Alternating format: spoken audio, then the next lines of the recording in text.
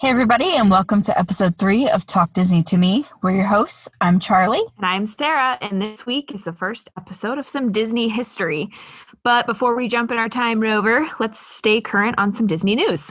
This past week on May 20th, Disney Springs reopened. They did just like third-party retailers and things like that. But next week on the 27th, World of Disney and Co-op is going to be opening. Oh my God, yes. Sorry, those are the only two that matter. Those are the only two they're starting with. There's no plan yet for the other Disney-owned stores at Disney Springs to open. And as of right now, there's no official word as to when the parks will start opening again in Florida. Fingers and toes crossed it's soon. Both of them are crossed. But Charlie, I'm so excited to do our first episode of Disney history. I guess the thing I find so cool about it is that you can have this really huge, gigantic topic, or you can get like really specific, like you can talk about the entire Magic Kingdom as a whole, just like it opened in, I don't know, 3 millions of days. Well, you could be like, well, it opened this date and it's got 5 lands and the end, October 1st, 1971. I know. I swear to God, I was going to say 1971, but I didn't want to be wrong. So, but then the other thing is that you can get stupid specific and be like, we're going to talk about the lighting fixtures in Haunted Mansion. Okay, here we go. But I figured for our first episode, we'll just go right down the middle of that, if you will. We're gonna talk about Main Street USA today, Charlie, and I'm really excited. Walking right down the middle of Main Street USA. So good. Not our singing, but like the song.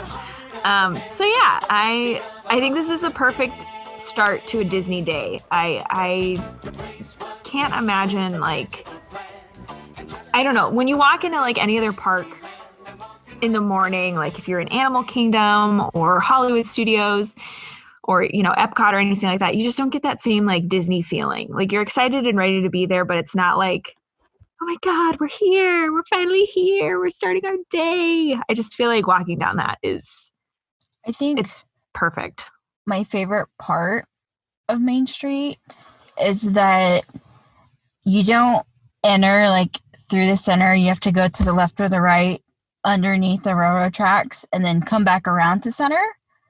And then the first time you see the castle while you're looking down Main Street is just freaking magical.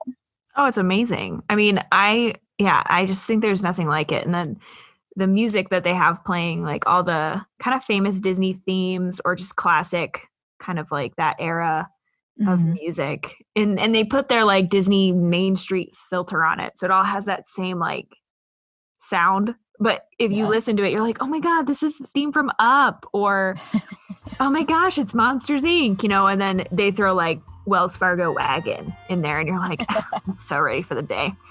So yeah, let's get into it. I feel like everybody knows this, but I love hearing it all the time. It was designed after Walt Disney's hometown of Marceline, Missouri. Or if you're from Missouri, it's Missouri, which I can't stand. Drives me nuts. My father-in-law grew up there, and he says it all the time, and I think he does it just to mess with me, but I don't mind because I think it's funny now. But so it's got that, amazing early 20th century influences. I don't know. I always feel like I'm walking onto the set of The Music Man when I'm walking down there. And I mean, I love that show. So it just makes me super happy all the way around.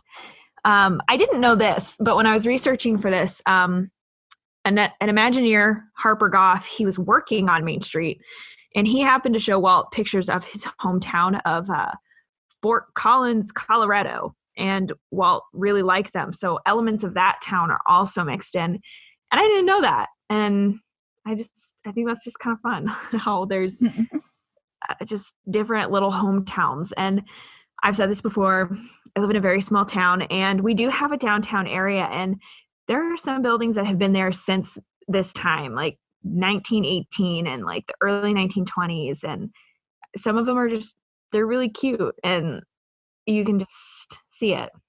What it is, I mean, obviously there's picturesque city blocks everywhere, but this is Walt's idealized vision of a city block in early 20th century in America. And I mean, it really does look like you just stepped into a musical. It's it's perfect. And I also found this interesting was he gained other inspirations from the Henry Ford Museum and Greenfield Village.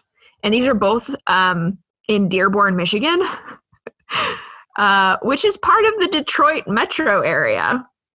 So I'm thinking that today, if you went there to find inspiration like Walt Disney did, maybe you find something else. I don't know. Might be interesting to see those places now. But yeah, I think it's just a great welcome for everybody to start their Disney day. Yes.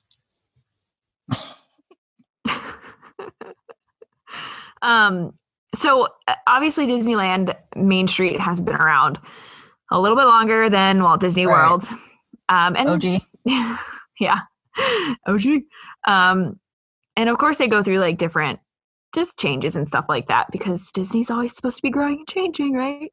But these are in Disneyland, and these are some shops that were on Main Street when it first opened or like kind of soon after it opened. I'll read the years, but some of them are very interesting. These are no longer there, obviously. But yeah, so the first one I found interesting, and I feel like any Disney nerd knows about this now, but there was an intimate apparel shop. Ooh, Braziers. Yes. Well, that was there for a year. It was there from 1955 to 1956. There was also a pen shop for all your pen needs. Like writing pens? Yeah. And it was there from 55 to 59.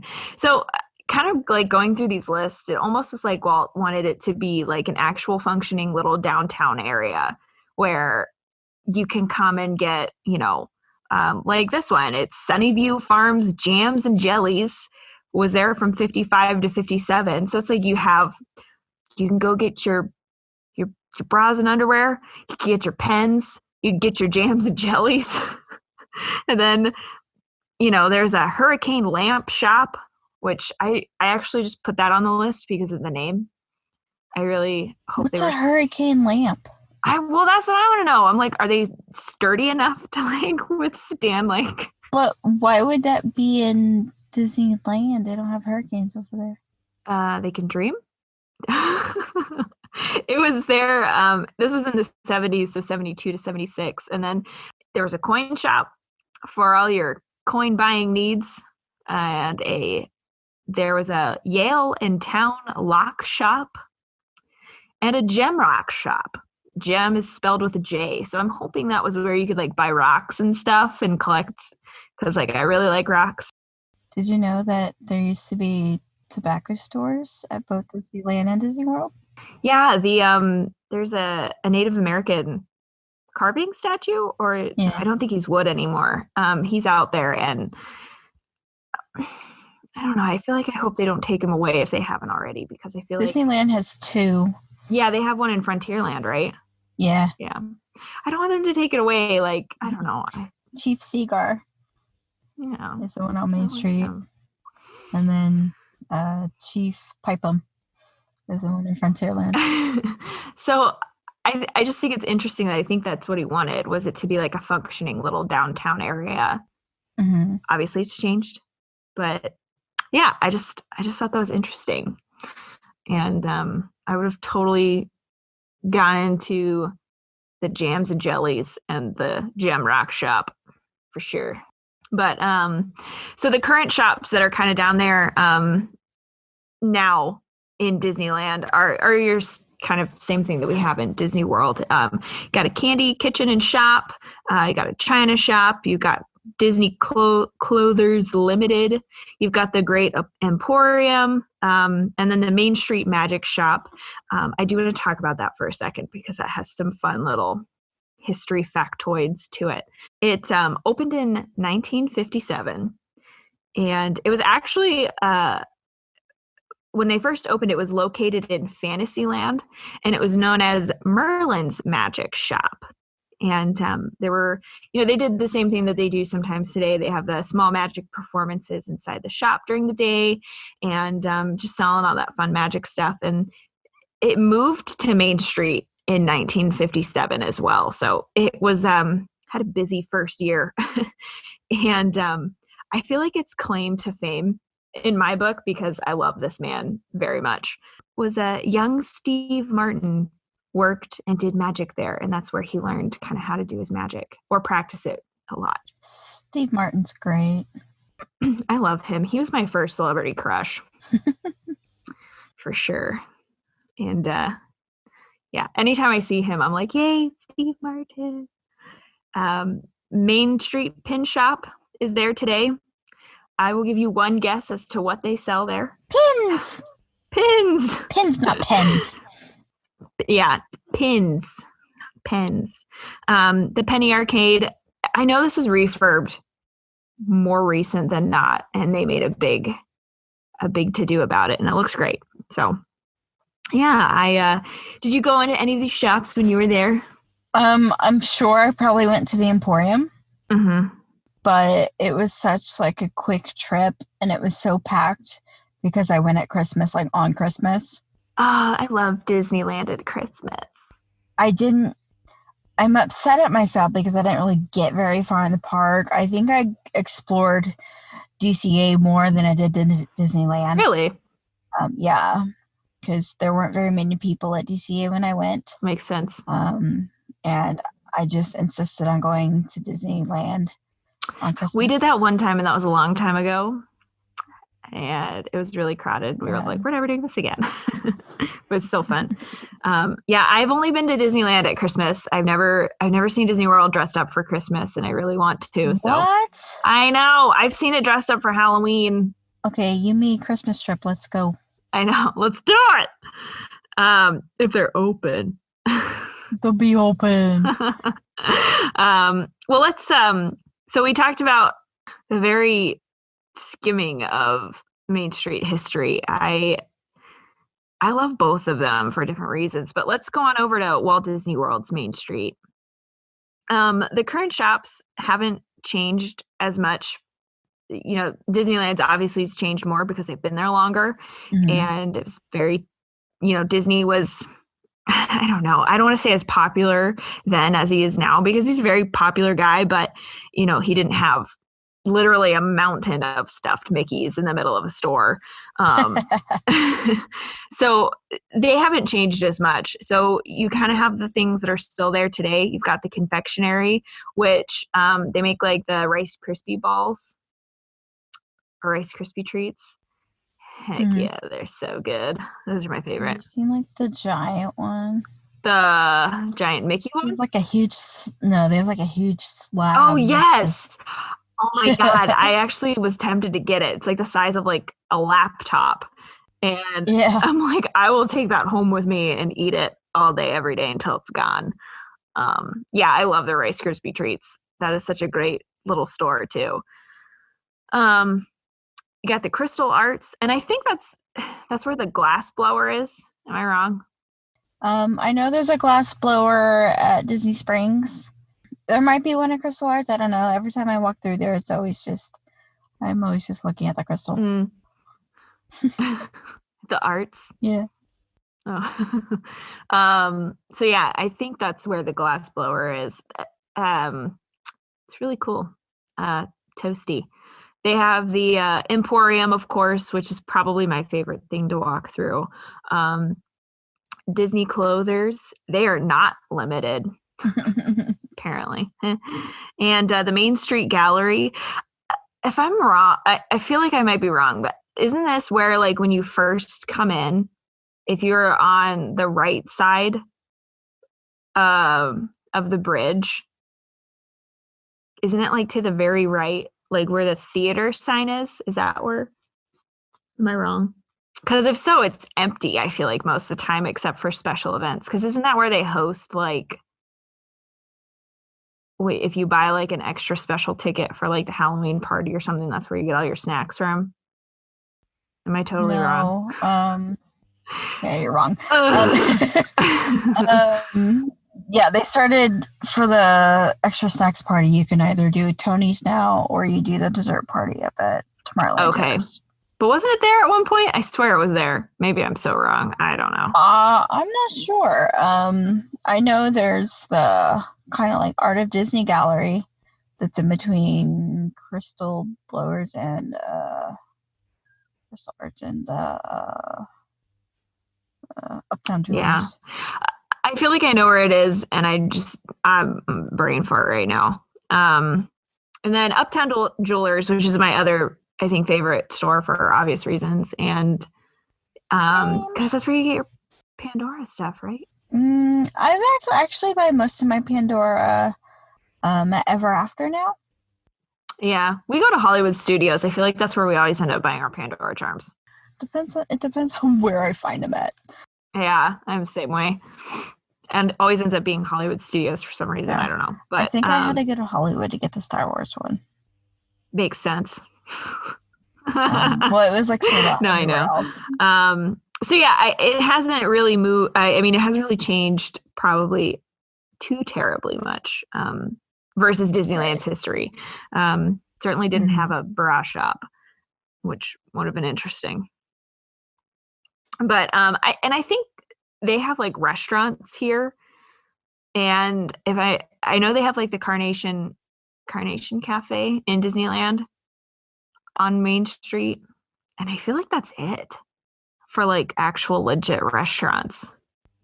What's funny is like it wasn't the last time I went. I think it was like the time before I finally realized where the Plaza restaurant was. Really? Yeah. That's so because I always see like reservations for. I'm like, where is this? Where do I go? It's like such a small like restaurant shop beside the ice cream shop. I'm just like, all I see is the ice cream shop. I'll go here. I'll eat ice cream. So yeah, I feel like they have more food options in Florida. So they got the Casey's Corner, which is one of Charlie's favorites. They've got Ice Cream Parlor, which is obviously amazing. Starbucks is on Main Street, which should tell you how big Starbucks has finally made it. I learned this when I was on one of my VIP tours, and I hope I'm remembering this correctly.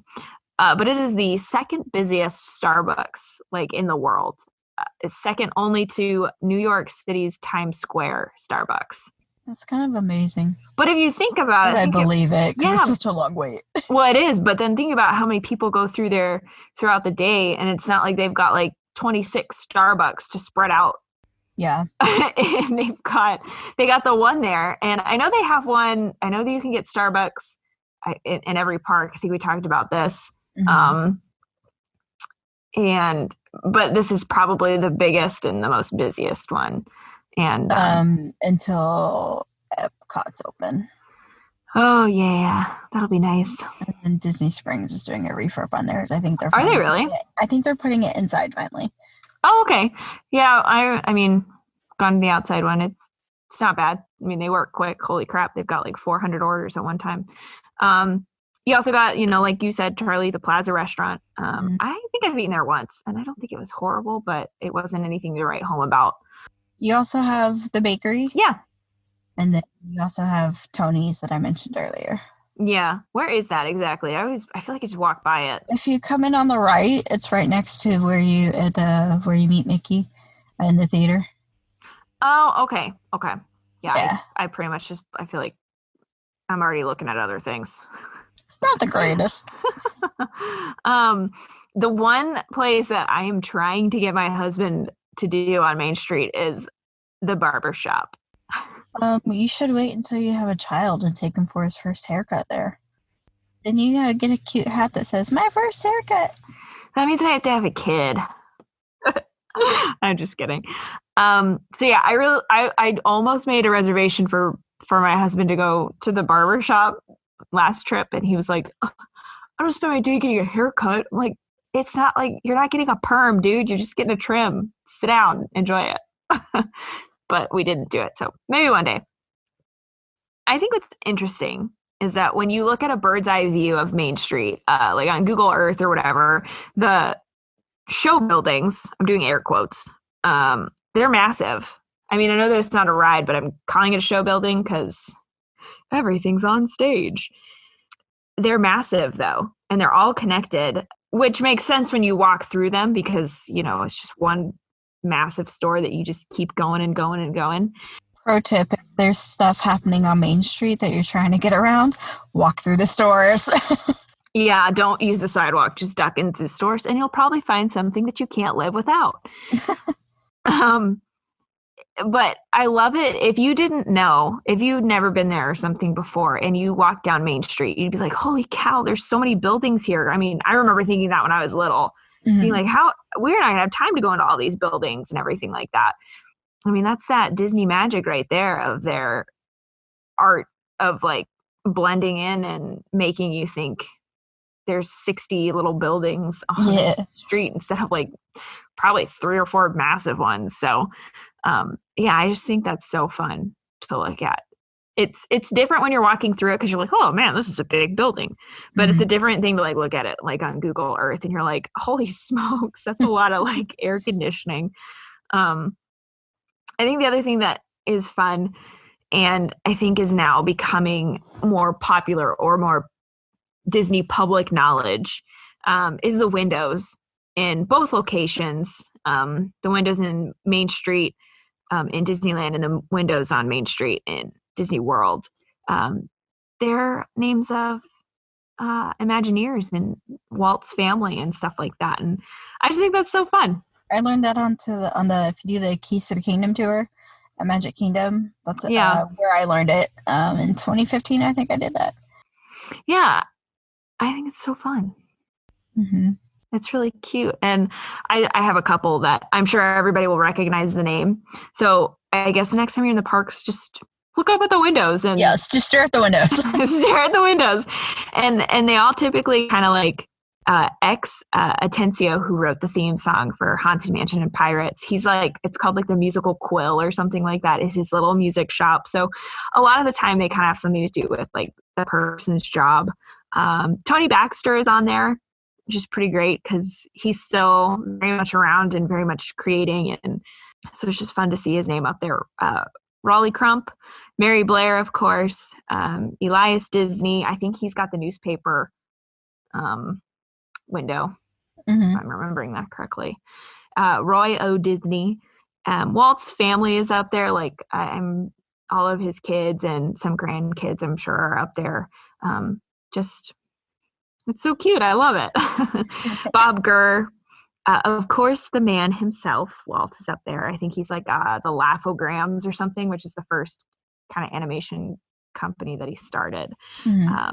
Sherman Brothers and Marty Sklar. So keep an eye out for those, or just when you're drinking your coffee or eating a Rice Krispie treat or whatever, just take a look above and just really have fun with those names. Don't be freaked out if you see like faces in the window, because they're ghosts. Those are like executive offices up there. No, they're not, Charlie. They're ghosts. I'm just kidding. I would love my office to be above Main Street. Right. I want to be like on the very end over Casey's. Not Casey's. You might smell it. Put me over like the ice cream, so I can like see the castle on Main Street at the same time. Put me above the ice cream so I can go downstairs, get a scoop of vanilla, and go back to work. Put you over Starbucks. Oh, or that. Yes, and you can smell it all day long. Oh my God, I'd be the happiest worker ever. I think the most famous window, of course, is Walt's apartment window. In Disneyland, it's above the firehouse because he would come down the fireman's pole every once in a while, where a lamp stays lit all the time, all day, every day. It's kind of like a ghost lamp, and for Walt's spirit, and I love that. It's very cute. So hunt that out. Yeah, the story behind that is when Walt would be in his apartment in Disneyland, and he wanted people to know he was there, he would turn on the lamp. And so when he died, they turned the lamp off for one day, and then the next day it was back on. And there's kind of like they're not sure. They're saying that it came on by itself. It did. So they're saying that Walt turned it on by himself. He did. So, and then it's on all the time in memory of Walt. So yeah, I love it. He definitely turned it on for sure. It's like, I'm still here. Yeah, I'm still watching. So I guess the biggest difference is, I mean, you could probably agree with this being there. Walt Disney World definitely feels bigger and a lot more grand than Disneyland. I mean, it is because they had more land to work with. Yeah. So they were able to make it on a grander scale than they were able to make Disneyland's. Yeah. Well, and you have to match the scale, obviously, to the castle too. Yeah. But yeah, it is a lot grander for sure. Disneyland's cozier. It's definitely shorter because it can't be taller than the castle because it's no baby castle in Disneyland. But yeah, and the shops are connected, but in Disneyland, but the theming is a lot different in each little section than I feel like it is in Disney World. But yeah, nuances. But yeah, that's probably one of my favorite parts of the day, though. It's just walking down there. And it's always sad to leave. Because I feel like you can ask anybody who's been there to Disney and especially spent kind of time on Main Street. You could probably be like, I'm sure everybody's had that same thought of like, I wish real life looked like this and felt like this all the time. Yeah, because it's the first thing you see and the last thing you see when you leave that park. Yes. So. For sure. But yeah. Main Street USA is one of the pieces of the parks that everyone loves and it just blends into their day. But it is a street that takes you to everywhere else and could get overlooked almost, or it could be underappreciated. Yeah, like I said, it's the perfect way to start a Disney day, and I love it when it's all lit up at night so it can say goodbye to you. It just gives me all the warm Disney feels. I can't wait for you to see it at Christmas. Oh my God. I want to see it so badly. I'll probably cry the whole time. I'll just be sobbing, ugly crying. My husband's going to be like, please get it together. You don't understand. I'm going in November. Just come with me. Might. Up and away. But Charlie. Sarah. Next week, we're gonna discuss a hot topic. And not talking about the goth store in the mall. Oh, hot topic. Yeah, it's not goth anymore. I know. I'm just making a joke. I love that store. It's where I get on my Disney's t-shirts. We're going to be talking about live action Disney remakes. I feel like you've got everybody has strong opinions about it. There's going to be lots of debate during this next episode. Until next time, have a magical week, everyone. Bye.